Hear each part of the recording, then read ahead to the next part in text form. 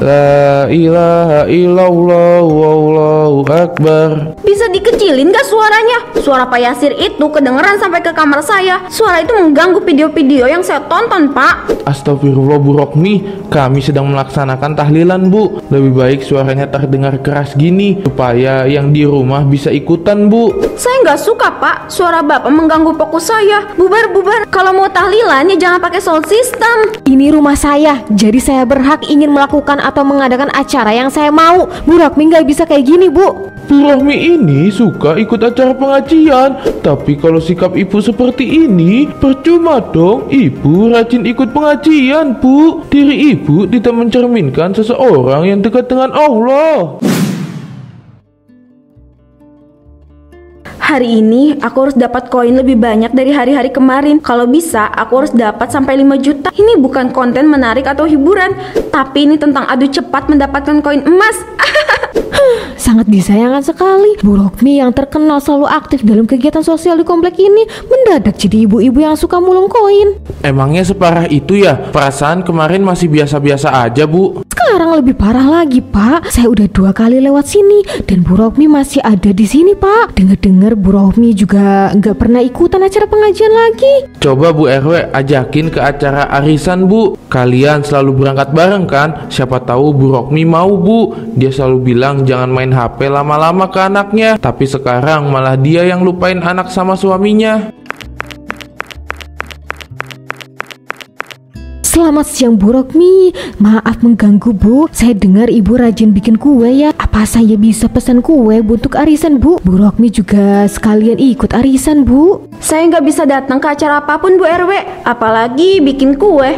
Itu butuh waktu yang lama. Jadi ibu pesen di orang lain aja Bu. Bu Rokmi, daripada ibu malas-malasan gini, lebih baik ibu kayak dulu lagi Bu. Tenaga ibu itu berguna banget untuk membantu warga Bu. Pak Yasir, mulung koin juga butuh tenaga dan konsentrasi. Jadi saya sangat memohon kepada kalian berdua, tolong pergi dari sini. Wah, 17.000 koin. Bablasin sampai 20.000 nggak sih? Nanti malam lanjut lagi ke tingkat yang lebih tinggi. Wah, ini sih aku jadi juaranya nih. Bu RW, kayaknya Bu Rokmi benar-benar menjauhkan dirinya dari kegiatan sosial Bu. Mau ibu paksa ataupun rayu, nggak akan bisa Bu. Iya Pak, tapi saya bakal ajak Bu Rokmi terus Pak. Saya nggak mau dia jadi kecanduan mulung koin TikTok.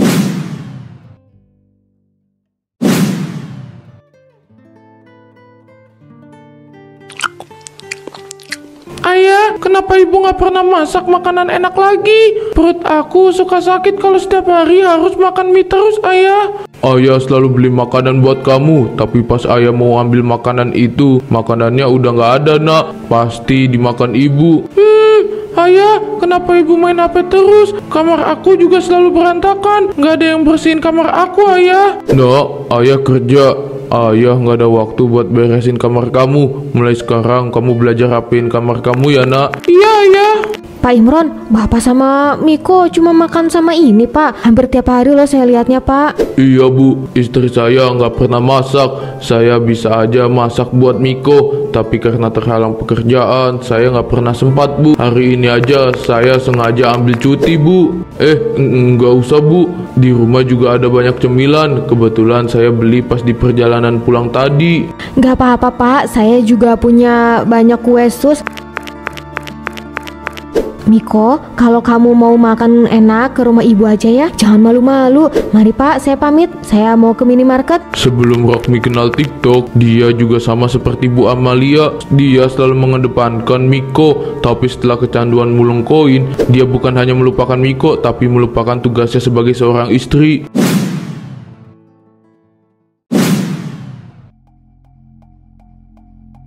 Apa-apaan ini? Mahal banget. Mendingan aku scroll video berjam-jam atau dari malam sampai pagi. Kalau rasa ngantuk bisa aku tahan, tapi kalau duit sebanyak ini mana ada. Ibu, tangan aku digigit nyamuk Bu. Aduh, gatal Bu. Tolong garukin tangan aku Bu. Kamu gak lihat ibu itu sibuk banget nih kok. Malam ini ibu mau bergadang. Ibu harus bisa dapetin koin sampai 1 juta. Kamu jangan ganggu ibu. Bu, kamu lupa sama jemuran ini. Bajunya basah sama kotor lagi. Kamu nggak sadar kalau tadi sore ada hujan badai. Aku nggak suka, Bu. Pemandangan di setiap pulang kerja selalu kayak gini. Minimal kamu buatin kopi buat aku, Bu. Kamu simpen ke mesin cuci lagi aja, Mas. Di mesin juga masih ada cucian baju yang numpuk. Jadi besok aja sekalian dicuci lagi. Capek, tapi aku nggak boleh nyerah gitu aja. Aku masih punya Miko. Aku harus bertahan sedikit lagi di rumah ini.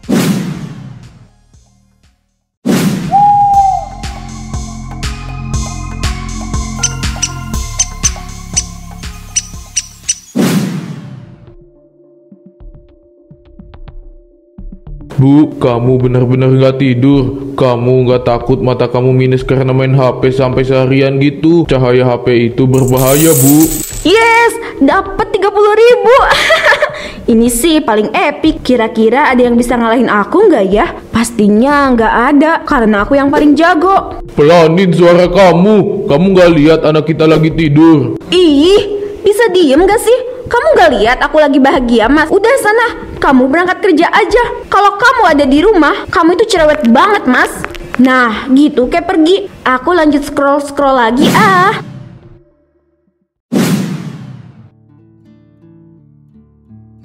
Follower Bu Rohmi masih 15 orang, tapi kok dia secinta itu sama akun TikToknya ya?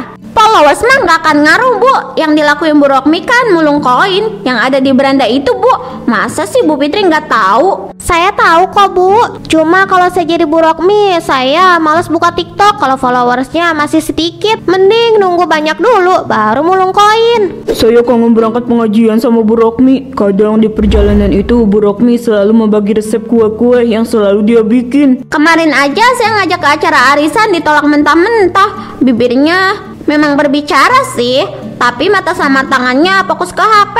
Gelisah banget dengernya, padahal bersosialisasi itu lebih asik daripada scroll TikTok berjam-jam. Kita juga bisa berbagi cerita sama orang, tapi Bu Rohmi lebih memilih menyendiri. Saya tuh penasaran banget, koin-koin yang dikumpulin hingga ribuan gitu buat apa? Emangnya koin-koin itu bisa ditukar dengan uang? Setahu saya bisa, cuma kan bagi kreator yang mendapatkan hadiah virtual dari penonton selama siaran langsung. Bu Rohmi kan cuma scroll doang, dia nggak akan bisa narik uang itu, Bu. Percuma juga ya, dia begadang berjam-jam, bahkan dia pernah scroll TikTok sampai seharian. Rumah tuh nggak pergi apa, saya main HP 25 menit aja langsung pusing.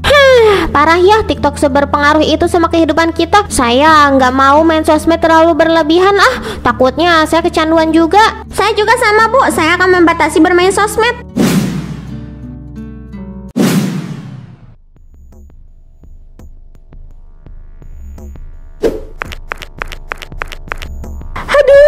Pantes aja pas saya scroll TikTok nge-lag banget. Ternyata ada anak-anak yang lagi numpang internet di rumah aku. Heh, anak-anak, pergi sana. Jangan numpang wifi di rumah saya. Karena kalian jaringan jadi jelek. Video yang saya tonton muter terus. Bu Rohmi, dulu ibu yang minta kita untuk pakai wifi ibu. Tapi kok sekarang malah marahin kita, Bu? Itu dulu, sekarang gak lagi. Enak aja kamu main game tapi pakai internet di rumah saya terus. Pergi-pergi. Jangan ada yang pakai wifi saya lagi. Bu Rohmi, ibu ini apa-apaan sih, Bu? Kenapa ibu harus marah ke anak-anak, Bu? Mereka nggak salah apa-apa. Mereka salah, Bu, karena mereka hari ini saya dapat koin sedikit. Coba kalau mereka nggak pakai wifi saya, pasti hari ini saya udah dapat 5.000 koin, Bu. Buat apa sih ngumpulin koin? Emangnya bermanfaat buat ibu? Enggak kan, Bu? Mulung koin cuma bikin jarak ibu, anak, dan suami ibu itu jadi jauh. Saya tahu koin itu nggak bisa ditukar, tapi mengumpulkan koin itu sama aja berlomba-lomba dengan banyak orang. Makanya Bu Amalia kayak saya, Bu, supaya ibu tahu apa yang saya lakukan. Gak mau, saya nggak mau kecanduan mulung koin TikTok. Karena kalau udah kecanduan, bisa susah buat berhentinya. Gak usah nolak gitu, Bu. Saya tahu Bu Amalia mau juga kan. Ayolah, Bu, kita berlomba, Bu. Siapa yang dapat koin paling banyak, dia bakal menang mobil mewah. Sorry, nggak tertarik. Anak-anak, ayo kita pergi. Kalian pakai internet di rumah saya aja. Diajak trending kok nggak mau sih? Padahal cuma bergadang aja. Masa gitu aja nggak bisa? Dasar lemah.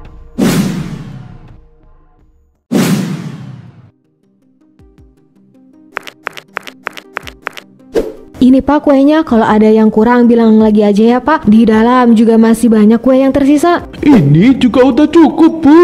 Terima kasih banyak ya, Bu. La ilaha illallah wallahu akbar. Bisa dikecilin gak suaranya? Suara Pak Yasir itu kedengeran sampai ke kamar saya. Suara itu mengganggu video-video yang saya tonton, Pak. Astagfirullah Bu Rokmi, kami sedang melaksanakan tahlilan Bu. Lebih baik suaranya terdengar keras gini supaya yang di rumah bisa ikutan Bu. Saya nggak suka, Pak. Suara Bapak mengganggu fokus saya. Bubar.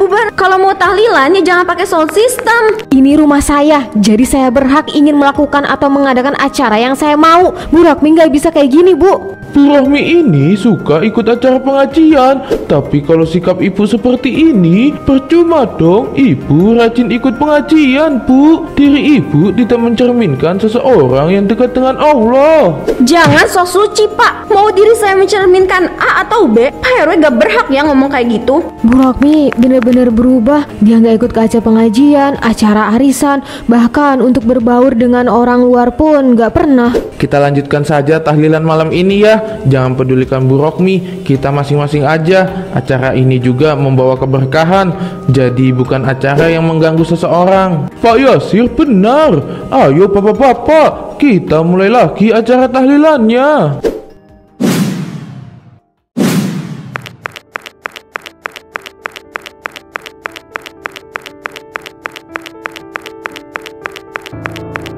Ibu, aku mau mandi Bu.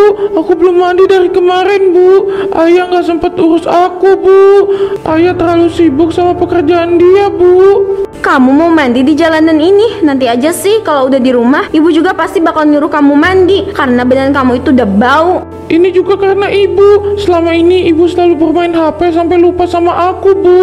Ibu selalu mulung koin-koin di TikTok. Ini menyenangkan, Miko. Ibu itu lagi lomba sama orang-orang TikTok. Ibu nggak mau kalah. Maka dari itu, ibu diemin kamu sama ayah kamu. Aku nggak masalah ibu cuekin aku, tapi aku mohon jangan lupain Allah Bu. Ibu harus sholat, ikut pengajian, sama ikut kegiatan RW di komplek ini Bu. Gak usah bisik-bisik. Saya dari depan kalian. Kalau mau ngomong tentang saya, ngomong aja ibu-ibu. Kasian ya Miko sama Pak Imran. Mereka bener-bener gak diurus sama Bu Rokmi. Keahlian Bu Rokmi cuma mulung koin yang gak penting itu.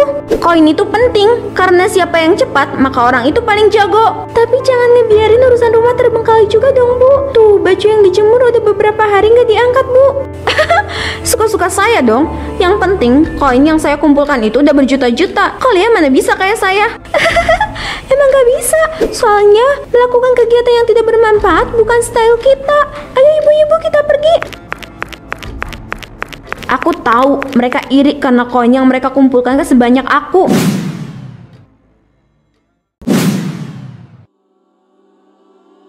Selamat datang di live TikTok Mulung Koin. Ayo dapatkan koin berlian hingga 5 juta koin. Tunggu apa lagi? Jangan sampai ketinggalan ya.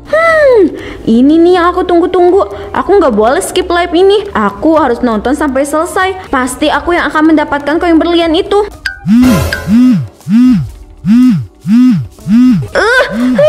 Kenapa HP ini nggak bisa dilepasin dari tangan? Aduh, silau banget sih. Kenapa pencahayaan di HP aku jadi kayak gini? Bu, ada apa? Kenapa HP itu kayak nempel banget di tangan kamu Bu? Aku juga nggak tahu Mas. Aku takut Mas. Tolong bantuin aku lepasin HP ini dari tangan aku Mas. Mas lihat. Kenapa koin digital ini bisa berbentuk fisik Mas? Kenapa koin-koin ini bisa keluar dari HP aku Mas? Kenapa? Mana aku tahu Bu. Miko ayo mundur nak. Koin-koin ini seperti hidup nak. Kita harus menjaga jarak dengan koin-koin ini. Mas, kenapa koin emas ini nempel di tubuh aku Mas? Mas, tolongin aku Mas. Jangan diam aja Mas. Sakit Mas. Ini sakit Mas. Tolongin aku Mas. Ibu. Ibu.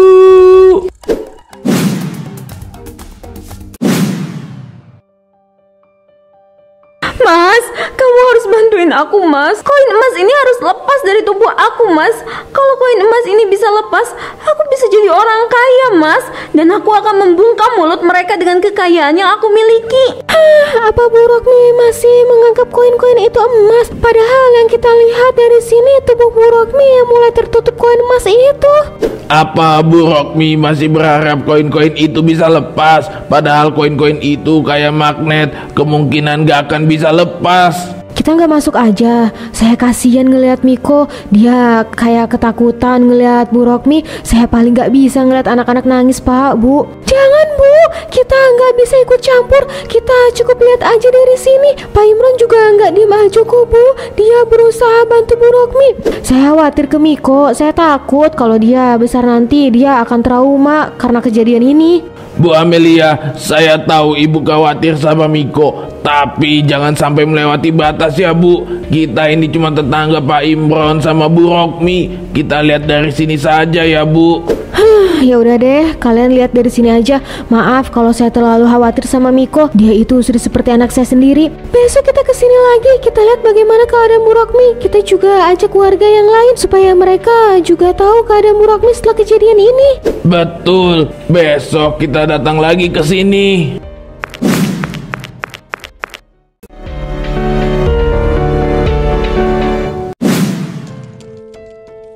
Ayo mulung koin, waktunya tinggal 10 detik lagi. Ayo teman-teman, jangan sampai ketinggalan ya. Pak Imran, kenapa Bu Rokmi jadi kayak gini, Pak? Semalam gak kayak gini kan? Semalam masih berbentuk manusia kan, Pak? Saya gak tahu Bu. Semalam saya bantu dia melepaskan semua koin-koin emas itu. Tapi setelah bangun tidur, Rokmi gak ada di kamar. Pas saya keluar ke teras rumah, keadaan dia sudah seperti ini Bu. Ibu jangan tinggalin aku Bu. Aku mohon sama ibu. Aku sayang sama ibu. Selamat kepada Bu Rokmi. Anda mendapatkan koin emas sebanyak 1 juta. Wah, ini benar-benar momen langka teman-teman. HP-nya masih nyala, tapi Bu Rokmi hanya diam mematung. Bu Rokmi seperti manusia logam, bahkan tubuhnya lebih mengkilap dari logam asli. Inilah kenapa kita nggak boleh terlalu fokus pada dunia maya. Kita harus ingat di dunia ini kita hanya hidup sementara. Daripada memfokuskan diri ke dunia ini, lebih baik kita memfokuskan diri untuk mempersiapkan bekal di akhirat nanti. Bu Misa benar Bu, kita nggak boleh terlalu anteng di dunia yang tidak kekal ini. Lebih baik memperbaiki ibadah daripada mulung koin TikTok. Rokmi, aku gak pernah berpikir kalau kamu akan pergi seperti ini. Kamu meninggalkan Miko dan aku masih butuh sosok kamu di kehidupan kita berdua ini, Rokmi.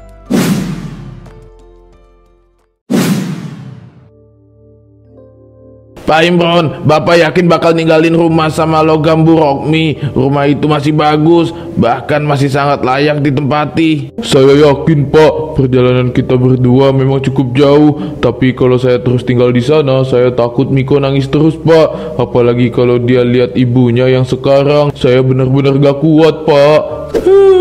Ayah, ibu mana? Kenapa ibu gak ikut sama kita Ayah?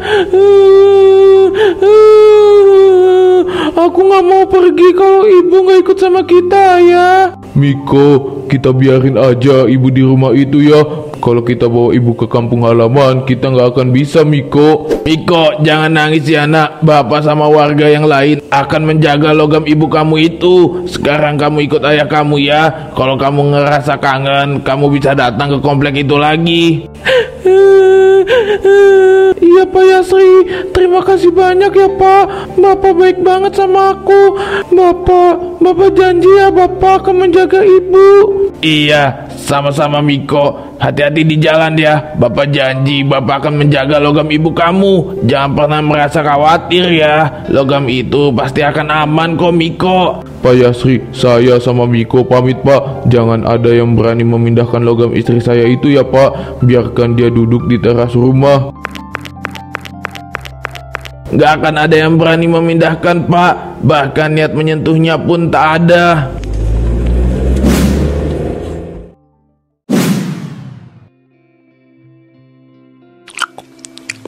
Karena Bu Rokmi saya jadi takut buka TikTok. Saya selalu mikir koin-koin itu akan keluar dan menempel ke tubuh saya. Kan gak lucu juga kalau kejadian yang sama terulang kembali. Saya juga takut buka semua sosmed saya, Bu. Sebenarnya nggak bakal ada yang salah sih, cuma saya mau membatasi aja, Bu. Apalagi buka aplikasi TikTok, mungkin bukanya seminggu sekali. Saya juga sama, Bu.